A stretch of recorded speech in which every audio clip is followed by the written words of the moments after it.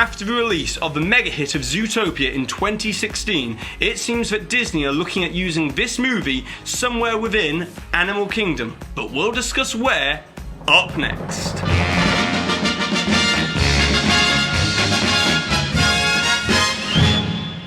Hi there Waltoneers, I'm Jack, this is DSNY Newscast. Go ahead and subscribe down below as always, and these videos come out on a Sunday, Tuesday and Thursday, and with that being said, let's get to the news. So, ever since Disney released Zootopia last year in early spring, rumours started to circulate pretty much immediately on how Disney could bring this movie into Disney's Animal Kingdom, as it would be a perfect fit for that park. Well, I didn't want to cover this rumour straight away on DSNY Newscast, as I wanted to see if any other details leaked out before we discuss it. But it was very quickly mentioned on the latest episode of the Disney Dish podcast with Jim Hill and Len Tester, which is, by the way, a great podcast. Do go check it out. I'll leave a link down below in the description box. That Disney are only looking at the moment at bringing an entire Zootopia-themed land to Disney's Animal Kingdom, with it being rumoured that Rafiki's Planet Watch would be the location that would be completely transformed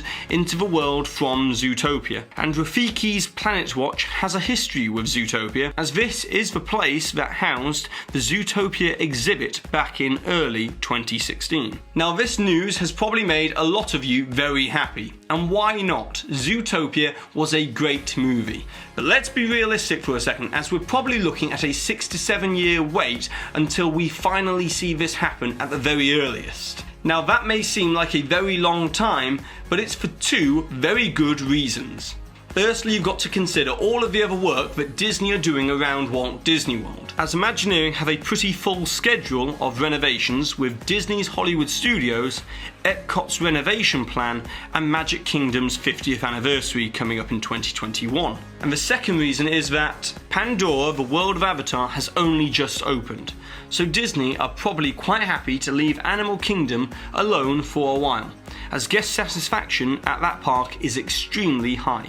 But let's theorise for a moment about when exactly this land could be built and open at Disney's Animal Kingdom, as it's only logical that Disney are going to make a sequel to Zootopia, since the movie grossed more than $1 billion at the worldwide box office.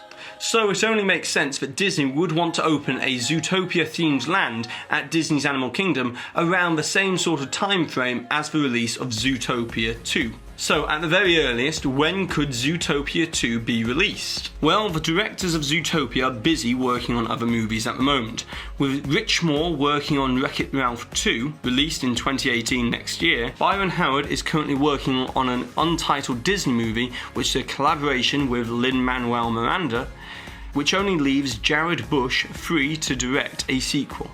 So that means that a sequel to Zootopia could only go into production in late 2018 and then be released in 2022 at the very earliest. Which would also mean that we're not going to be seeing any sort of announcement for Zootopia Land at D23 Expo in mid-July, but instead it would more than likely be at D23 Expo in 2019 if it is to happen. But now it's over to you, the Waltoneers, as I would like you to get your creativity flowing and leave a comment and a suggestion down below as to what kind of attraction that you would like to see come to a Zootopia-themed land, with the best suggestion winning one of these DSNY Newscast pins. But you've also got to find the hidden Mickey and write it at the very beginning of your comment to qualify. But here's a free suggestion, as many people will probably say this, as they could easily re-theme the train that currently goes to Rafiki's Planet Watch to the bullet train from Zootopia.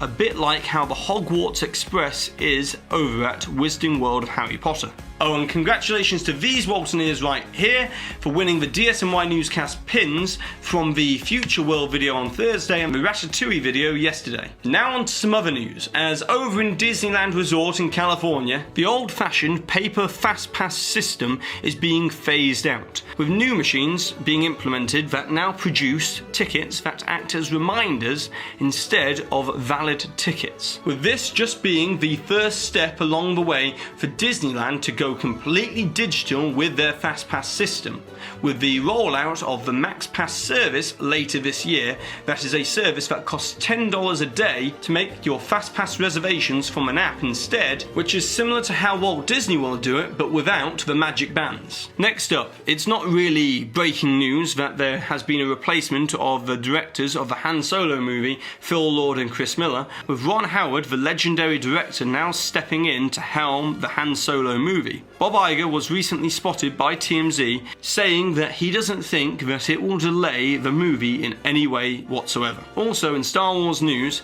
it looks like a new Star Wars The Last Jedi trailer is set to drop at D23 Expo in mid-July, as the BBFC in the UK has accidentally leaked the new classified time for a Last Jedi trailer, which is different to the one that was previously released at Star Wars Celebration in April.